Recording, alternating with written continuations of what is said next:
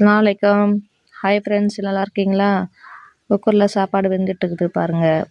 இப்போ மீன் செய்ய போகிறோம். மீன் செய்கிற முறையை பார்ப்போமா? வாங்க.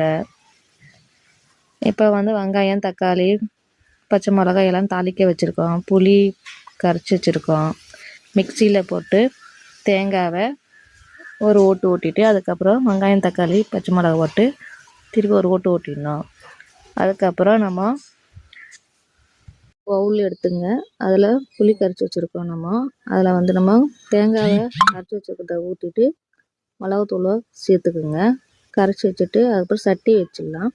வச்சு எண்ணெய் ஊற்றி வடகம், வெங்காயம், தக்காளி, பச்சை மிளகாய் போட்டு நல்லா மிளகுத்தூள் போட்டு வதக்கிடணும். கருவேப்பிலை போட்டுக்கணும். ஒரு கொதி வந்தோன்னா மீன் போடணும். மீன் போட்டு அதுக்கப்புறம் கொஞ்சம் நேரம் ஒரு ஆவி வந்தோன்னா மாங்காய் போட்டு இறக்கி வச்சிட வேண்டியதுதான் ஃப்ரெண்ட்ஸ்.